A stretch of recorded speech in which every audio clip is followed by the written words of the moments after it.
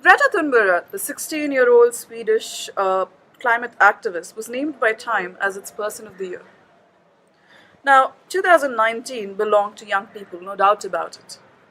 Never has the sloth been more vociferous about a particular issue with such a clear message. Fall in line or fall out of the way.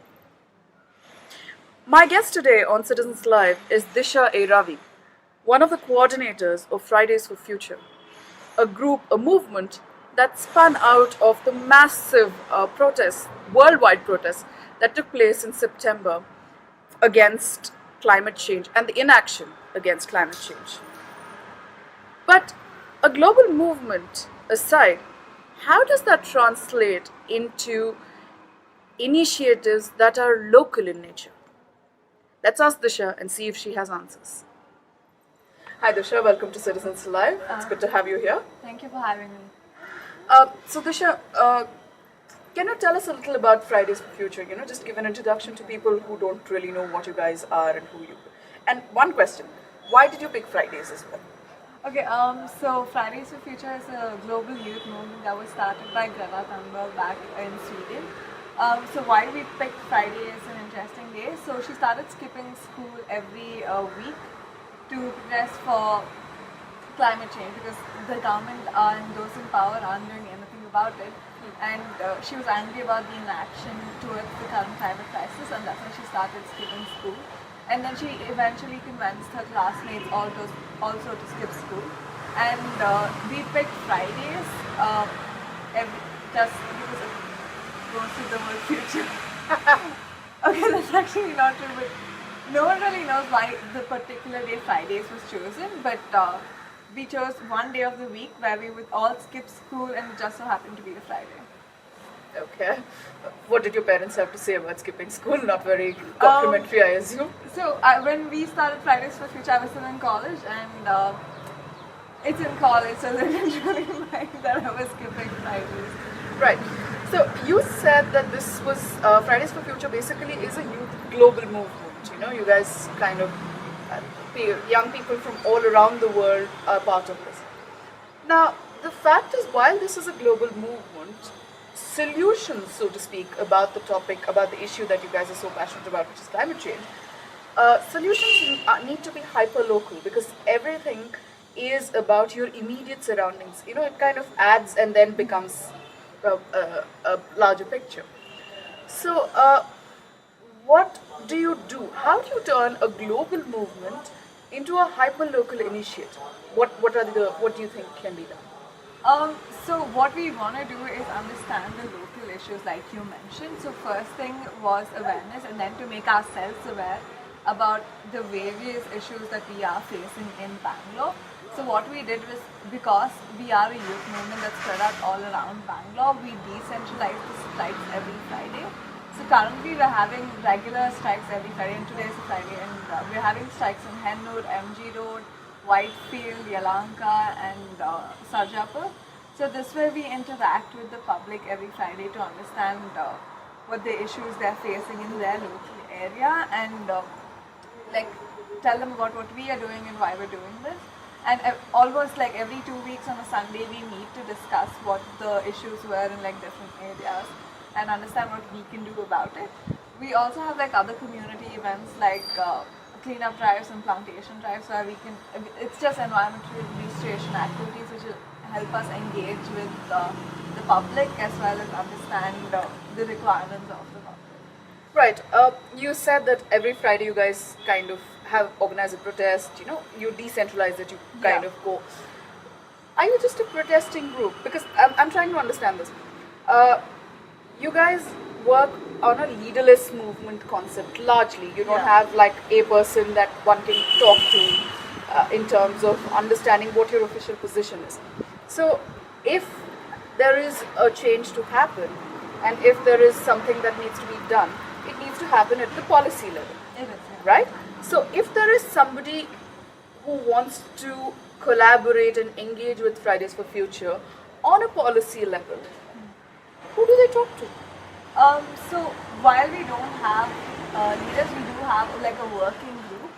We these are people who've been actively taking part in Fridays for Future for a while now. Do they have any kind of? I mean, most of you are students, but are any of you actually studying these subjects? Is there anything like that? That's Yeah. happening? So one of our one of our main working groups, she's studying climate science. We also engage. We also interact with climate scientists. Like for our last protest, we had a senior climate researcher from WRC come down and talk about the science aspect of it. So we might be young, but we really want to learn more about the topic. So we engage with people who work in similar fields to understand that. So while we're leaderless, we do have a working group that is quite active. So if anyone wants to reach out, they can email us or reach out to us on our social media. And the working group, it will reach the working group first, and we put it out on among our volunteer network. And if no one volunteers, we take it up, but we make sure everything is as decentralized as possible. Right. You spoke about social media and how people reach out to you on social media. Yeah. Now, Fridays for Future, correct me if I'm wrong here, given that it's a global global movement, has largely been driven by social media because you guys have used social media to great advantage to propel this idea of young people all around the world standing together. Now, the virtues of a social media driven movement are many, there's no two ways about that. But it'll also tell us that many of these have just kind of spluttered out. So how do you ensure that your movement doesn't go down the route of, say, an Occupy Wall Street movement? That also was largely social media driven, but today we don't know where they are. What's happened to that? So how do you ensure that you do not end up like them? Because this is a very important topic, and as you guys are always telling us, it's your future. Yeah. So you are driving a movement that is largely fueled by social media and is largely a leaderless movement. Two things that really have not stood the test of time. How do you plan to make this different? So when we started Fridays for Future, we all connected through social media, but it's been a while since that happened, and now we've all connected in person. Like as the Bangalore team, we meet every 2 weeks at least, even though it's decentralized. We make sure to meet once in 2 weeks, and we're having a national coordinators meeting in January, so that we can meet all the coordinators from different cities, all the working members from different cities, and everyone knows this is happening. And while it's important, social media has like a wide network that we wouldn't possibly able to reach with like in-person meetings. There is a community that we can build when we meet in person that can't happen over social media. So we also have in-person meetings every so often, just so that we can meet and get to know each other. And it's about building this community who are also environmentally conscious. And while it's leaderless, the reason it's leaderless is because we've seen throughout history that power concentrated amongst like a small group of people has led to more chaos than good. So the reason why we keep it leaderless is because we have a working group that makes sure that the communication between all teams are transparent, so that everyone gets active participation, and all of it is on voting basis, so that everyone gets a say in it. The one obstacle to this is that not everyone is as active. So there are different hours that every individual is willing to put in.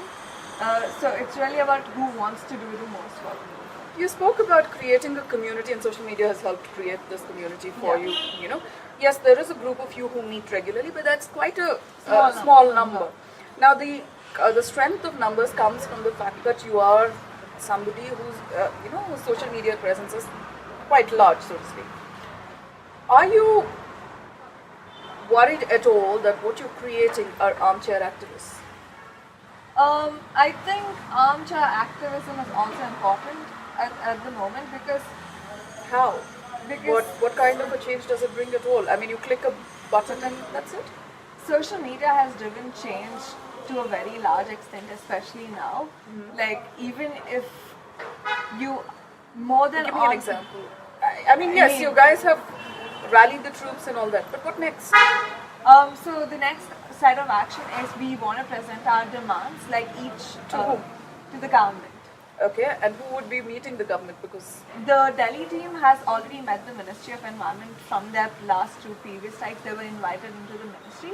So the national coordinators meeting is to essentially ensure that we are all on the same page on the demands that we want to present to them. Because we have quite a few ideas and not all of them might be in the best interest of the movement and what we are demanding. So it's time to sit down and like research on what we want together so that the Delhi team can present it to the government, the Ministry of the Environment about what our demands are. well, idealism is always extremely encouraging. We hope they don't lose their battle with pragmatism. That's all we have with Citizens Live for this week. Take care.